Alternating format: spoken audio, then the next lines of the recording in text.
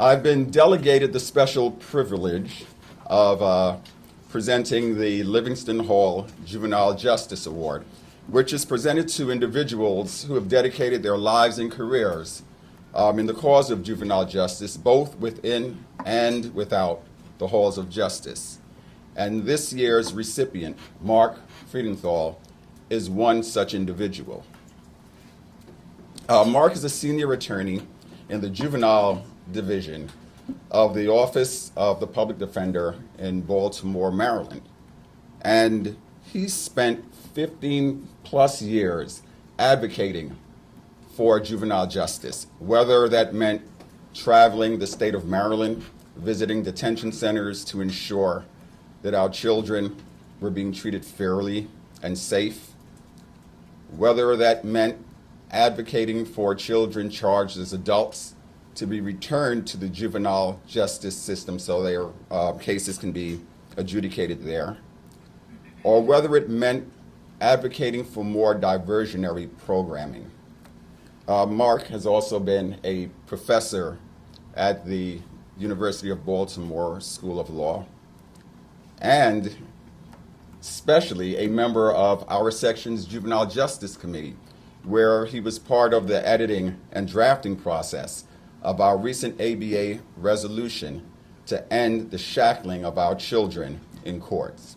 So, ladies and gentlemen, please assist me in presenting this year's Livingston Hall Juvenile Justice Award to Mark Friedenthal.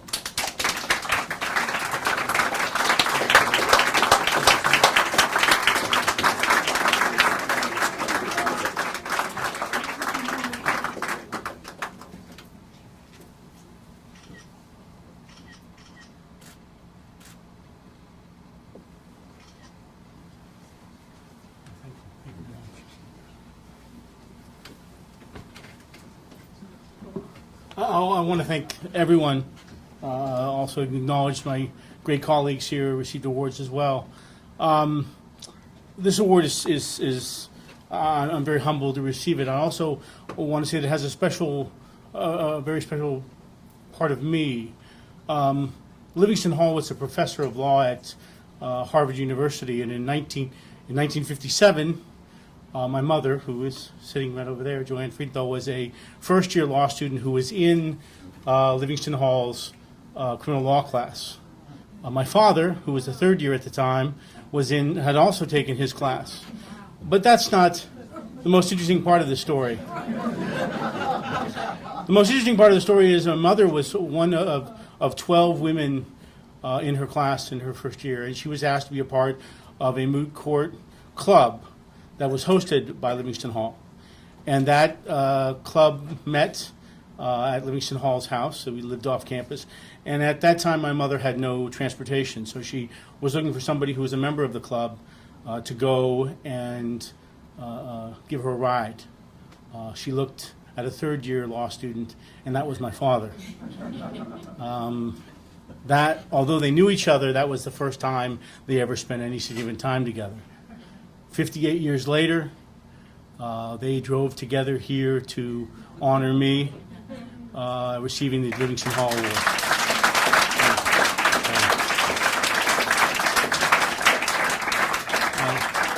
Thank you.